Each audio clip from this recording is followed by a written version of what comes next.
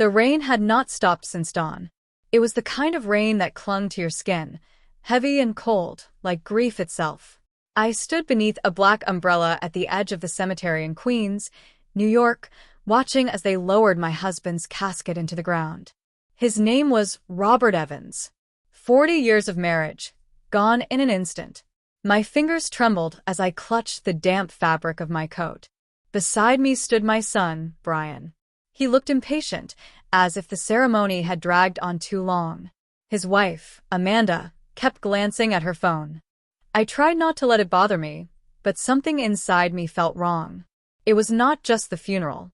It was the silence. The kind that builds between people who once shared laughter.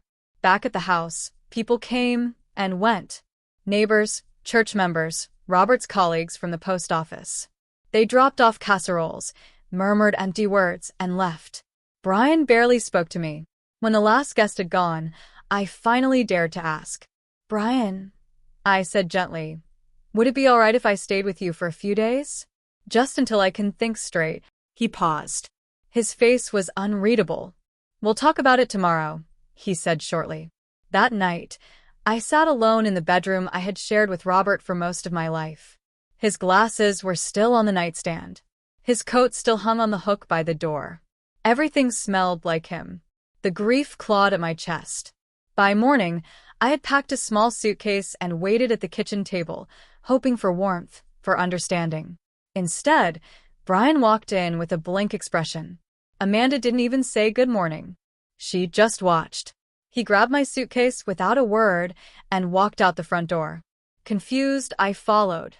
The sidewalk was slick with rain. Without meeting my eyes, Brian dropped the suitcase at my feet. Then he said it. "Start walking." I blinked, thinking I had misheard. "What did you say?" "You heard me," he said. "You can't stay here, Mum. It's time." The door slammed behind him. I stood there, heart pounding, suitcase in hand, rain soaking through my shoes. I waited, hoping he would come back, tell me it was a joke. But he never did. And just like that, I was homeless in the city I had lived in for decades. Something had broken that morning. Something I could not name. I walked. Past the deli Robert used to love. Past the school Brian had gone to. Every street carried a memory. And yet now, they were nothing more than shadows. But one thing echoed louder than the thunder above me. Why had my son done this? And what else had I failed to see? I dragged my suitcase down Roosevelt Avenue, the wheels catching in the cracks of the uneven pavement. I passed the corner where Robert and I used to buy hot dogs after church. The stand was still there, but the man behind the counter had gray in his beard now. He looked right through me, as if I were a ghost. New York was never gentle, but now it felt cruel. I stopped beneath the overhang of an old laundromat, trying to stay dry. My shoes squelched with every step, and my fingers were stiff from the cold. I opened my bag to find a dry jumper, only to discover that Brian had packed it hastily. No toothbrush. No jumper. Just a crumpled cardigan and a pair of socks. It was clear now that he had planned this. It hadn't been a rash decision. I tried to call him. Straight to voicemail. Amanda, too. Nothing. I didn't know where to go. I had no friends nearby, no siblings left. Robert and I had never needed many people. We had always had each other. I wandered aimlessly until I found myself standing in front of St. Luke's Community Center. The sign read, "Hot meals served daily at 6. I hesitated. It felt shameful to walk in, but my pride could not warm me. Hunger had a way of silencing dignity. Inside, the hall was filled with a quiet murmur. A few dozen people sat in plastic chairs, their heads down, their eyes tired. A woman with soft eyes and graying hair approached me. "First time?" she asked gently. I nodded. She handed me a tray and pointed me towards the queue. I thanked her, unable to meet her gaze. I sat alone at the edge of the room. The food was warm, though tasteless. Still, it settled something in my stomach. I looked around, wondering who these people were. What had brought them here? Then I realized, none of them looked surprised to see me. As if I already belonged here. Later that night, the woman found me again. Her name was Maria. She asked if I had somewhere to sleep. I told her the truth. She offered me a cot in a church basement downtown. It was shared, she warned me. Crowded, loud at night, but safe. I accepted. As we walked together through the damp streets, I found myself opening up. I told her about Robert, about Brian, about the moment on the sidewalk. She didn't gasp. She didn't judge. Instead, she said softly, "Sometimes, the worst betrayals are born in the hearts we raise ourselves." That night, lying on a thin mattress between two snoring strangers, I stared at the ceiling, trying to make sense of everything. Had Brian always been capable of this? Or had I, in my grief, failed to see what he had become? The church basement was dimly lit and smelled faintly of mildew. I lay awake listening to the occasional cough, the creak of floorboards, and the low hum of a nearby heater. Sleep was difficult. Thoughts came louder in the dark. At breakfast, Maria handed me a cup of instant coffee and smiled kindly. "You should speak to Reverend Thomas," she said. "He's helped a lot of women in your situation." My situation. I still hadn't said the words out loud. I had been thrown out by my only son. Later that day, I met Reverend Thomas in his modest office. He had warm brown eyes and spoke slowly, as if weighing every word. I told him the story. How Robert's death had left me hollow. How Brian had pushed me to the edge of the pavement, and my life. He listened in silence, his fingers steepled beneath his chin. Then he asked something unexpected. "Did Robert have any debts, Margaret?" I frowned.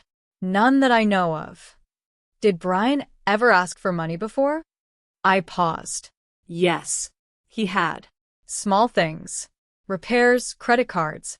Once he asked for help with his mortgage. Robert and I had helped him, of course. That's what parents do. But now, I wondered. Reverend Thomas offered to let me help around the church during the day. In exchange, I could continue to sleep in the basement for the week.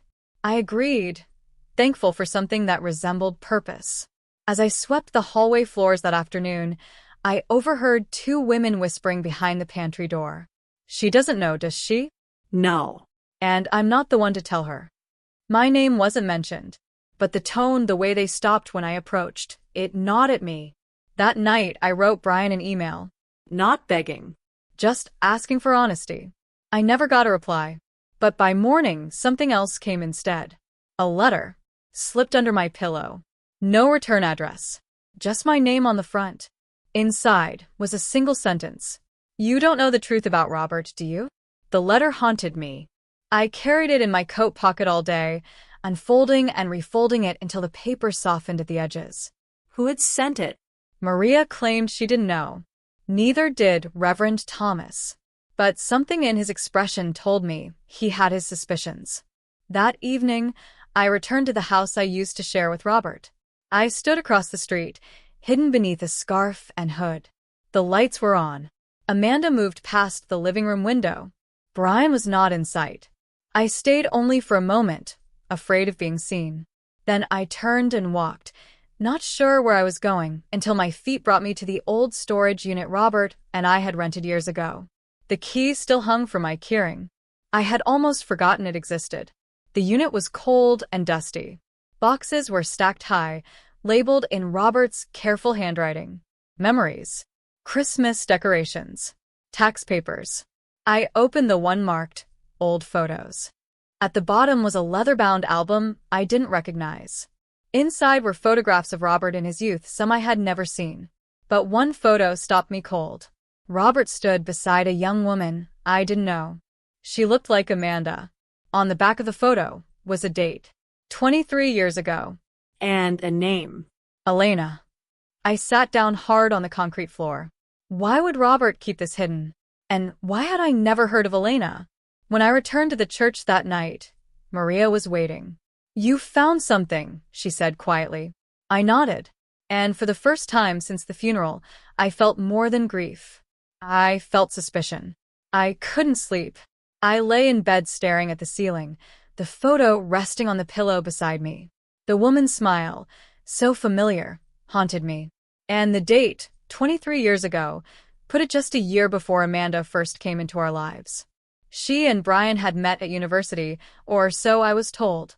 But now, the story twisted in my mind. I rose before dawn and made a decision. I needed answers. After helping Maria serve breakfast at the church, I told her I was going to confront Amanda. "You might not like what you hear," she warned. "I already don't like what I feel," I replied. I took the bus to Brian's neighborhood, heart pounding all the way. I didn't ring the bell. I waited until Amanda stepped outside with the rubbish. She froze when she saw me. "I just want to talk," I said. "Not about Brian. About Elena." For a moment, her face went pale. Then, she sighed and opened the gate. Inside, the house looked the same. Yet it felt like a stranger's home. Amanda poured tea but didn't sit. "Elena was my mother," she said finally. My breath caught. "Robert was her boyfriend. Before he married you." She said he left her suddenly. No explanation. She raised me alone. I stared at her, unable to speak. "She never stopped loving him," Amanda continued. "When I met Brian, I didn't know at first. But later, when I showed my mom a photo of him, she recognized the name. And the face." I felt like the room was closing in. "So Brian knew?" She hesitated. Yes. "That's why he resents you. He thinks Robert chose you over Elena. Over both of us." I gripped the arm of the chair. Everything I thought I knew about my family was shifting, cracking. Amanda looked at me with something close to pity. "You weren't supposed to know. But I suppose it was only a matter of time." I returned to the church basement without speaking a word to anyone. Maria noticed, of course. She offered me soup, but I could hardly swallow it. My husband had kept secrets. Not small ones. Life-changing ones. In that dusty storage unit, he had hidden pieces of his past. Of a woman he once loved. Of a daughter he never claimed. And now, that daughter had married our son. Did Brian even know what he had become part of? Or was it all intentional? That night, I pulled out Robert's old letters, the ones he had written during his military service. I had kept them for comfort, but now I scoured them for clues. Mentions of old friends. Trips he took without me. There was a recurring name, Frankie. Someone Robert had written to more often than anyone else. The next morning, I asked Reverend Thomas if he could help me search. As it turned out, Frankie Delgado was alive. 84 years old, living in a senior home in Brooklyn. I visited him that afternoon. When I introduced myself as Robert's widow, his eyes lit up. "He used to talk about you every day," Frankie said. "But there were things he couldn't tell you. He was protecting you." "From what?" I asked. Frankie hesitated. "Elena. She wasn't just a lost love. She was trouble. She got involved with the wrong people. There were threats, debts, even the police. Robert tried to help, but when she got pregnant, he panicked." "He knew about Amanda?" I whispered. Frankie nodded slowly. "He suspected. But by then, he had already married you. He chose his future." A sickness curled in my stomach. So he had known, but chosen silence. And now, the past was unraveling like a storm that had waited years to break. The next twist came not from Brian or Amanda, but from Robert himself. While cleaning in the church office one afternoon, Maria called me over. Reverend Thomas was on the phone speaking to someone from a legal firm. My name had come up in connection to Robert's final will. I had already seen the version Brian had brought me. It was simple. He inherited everything. But what Reverend Thomas read aloud over the speaker was different. A second will, dated just 1 month before Robert's death, had been filed quietly, never disclosed. And in it, everything was left to me. The house. The savings. Even a small plot of land Robert had bought decades ago in upstate New York. I stood frozen. "Brian never mentioned this," I said quietly. "Which is why the lawyer is contacting you now," Reverend Thomas replied. "They think the original will may have been withheld, possibly destroyed." My heart pounded in my chest. Had Brian known? Had he thrown me out not out of grief or resentment, but out of greed? The lawyer asked me to come in and sign papers to confirm my identity. I agreed. As I left the church that day, I looked up at the gray sky. The truth wasn't just painful now. It was dangerous. 2 days passed before I confronted Brian again. I showed up at his doorstep not with rage, but with the document. Amanda opened the door. She looked pale, her lips pressed in a line. She didn't try to stop me. Brian was in the kitchen. When he saw the papers, his face changed, first to shock, then to something darker. You weren't supposed to see that, he muttered. So you did know, I said. He didn't deny it. I found the second will after Dad died, he admitted. But I thought you wouldn't need all that. You'd just get confused or give it away. Amanda and we have responsibilities. You've lived your life. My hands trembled. You threw me out of my home, Brian. He didn't meet my eyes. You don't understand. You were always so clueless about everything. About Dad. About me. I had to take control. I felt something inside me snap. Not with anger. With clarity. You lied. And you stole. And you betrayed your own mother. I turned to leave. Amanda followed me out. At the gate, she whispered. I didn't know he hid the will. But I won't defend him anymore. She handed me an envelope. He kept this in the back of his desk. Maybe you should read it. Inside was a sealed letter, addressed to me, in Robert's handwriting. Back in the church basement, I opened the letter with trembling fingers. It was dated 3 weeks before his death. My dearest Margaret, if you are reading this, it means I have gone, and perhaps things are not as I hoped. There is something I must confess, something I should have told you long ago. Before I met you, I loved a woman named Elena. She was wild, beautiful, but dangerous. When she told me she was pregnant, I was terrified. I had just met you. I chose the safer path. But I never stopped wondering. Years later, when Amanda appeared, I knew in my heart who she was. I asked Brian to stay away, but they were already in love. I convinced myself it was fate. Maybe this was my second chance to put things right. But I fear I failed you. If Brian turns bitter, it's because I never told him the truth. Please do what I could not. Bring peace back into our family. You were the best part of my life, Margaret. Forgive me, Robert. Tears slid down my cheeks. This was the man I had loved. Flawed. Human. Regretful. I pressed the letter to my chest and closed my eyes. I would not let his mistakes define my final years. The legal process took weeks. But in the end, the law sided with the truth. The second will stood. The house was mine.